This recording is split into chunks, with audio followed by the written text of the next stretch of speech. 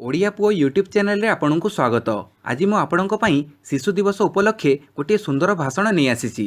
तेबे चलंतु आरंभ करिबा। शिशु दिवस पई भाषण।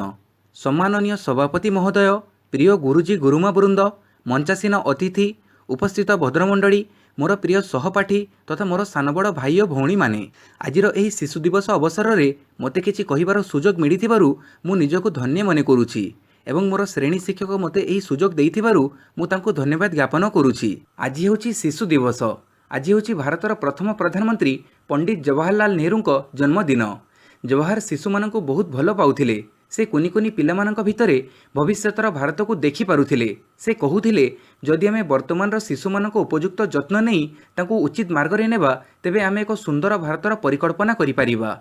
सेथिपाई से तांको जन्मदिवसटी को शिशु मानक उद्देश्य पालन करने पई परामर्श देइथिले। तेणु एही दिनटी को शिशु दिवस रूपे पालन करा जाए। एही पवित्र दिवस रे चाचा नेहरू जीवनी उपरे सम्यक अवतारणा देवी। पंडित जवाहरलाल नेहरू स्वाधीन भारतर प्रथम प्रधानमंत्री थिले। से 1899 मसीहा नवेम्बर मास 14 तारिख दिन जन्म होइथिले। तांको पितांक नाम मोतीलाल नेहरू और मातांक नाम स्वरूपराणी थिला। जवाहरलाल भौणी नाम विजयलक्ष्मी थिला। से बिलातरू आईन पास करथिले। जवाहरलाल नेहरू 1916 मसीहा बसंत पंचमी तिथि रे काश्मीर ब्राह्मणज्य कमड़ को विवाह करथिले। जवाहरलाल प्रथम थर पई 1916 मसीहा भारतीय जातीय कांग्रेस अधिवेशन रे गांधीजी को साक्षात करथिले। जवाहरलाल नेहरू महात्मा गांधी ठारू 20 वर्ष सान थिले।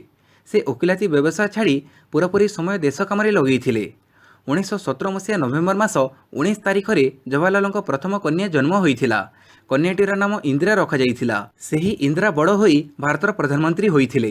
गांधीजींकर अहिंसा नीति तांको स्वाधीनता संग्राम रे योगदान करिबा पई आकृष्ट करिथिला। जवाहरलाल ब्रिटिश सरकार विरुद्ध रे स्वर उत्तोलन करिथिबारु थर थर करी 9 थर जेल जाइथिले। से मोट 10 वर्ष जेल दंड भोग करिथिले। 1924 मसीहा सेप्टेम्बर मासरे पत्नी कमला नेहरूंकर एक पुत्र संतान जन्म होइथिला। मात्र एक सप्ताह मध्य शिशुर मृत्यु होइथिला। 1936 मसीहा फेब्रुआरी 28 तारिख दिन पत्नी कमला नेहरूंकर मृत्यु होइथिला। 1947 मसीहा अगस्ट 15 तारिख दिन भारत स्वाधीन होइथिला। स्वाधीन भारतर प्रथम प्रधानमंत्री रूपे पंडित जवाहरलाल नेहरू दायित्व नेले एवं शेष निश्वास पर्यंत देश को सुचारू रूपे चढ़ाइथिले। 1964 मसीहा मे मास 27 तारिख रे पंडित जवाहरलाल नेहरू शेष निश्वास त्याग करथिले। पंडित जवाहरलाल नेहरू शिशुप्रेमी थिले। तेणु तांको जन्म दिवसटी शिशु दिवस रूपे पालन करा जाए। शिशु माने तांको आदर रे चाचा नेहरू बोली संबोधन करुथिले। से दीर्घ 17 वर्ष काल प्रधानमंत्री रूपे दायित्व ग्रहण करी सुनाम अर्जन करथिले। एहा थिला शिशु दिवस उपलक्षे एक सुंदर संक्षिप्त भाषण।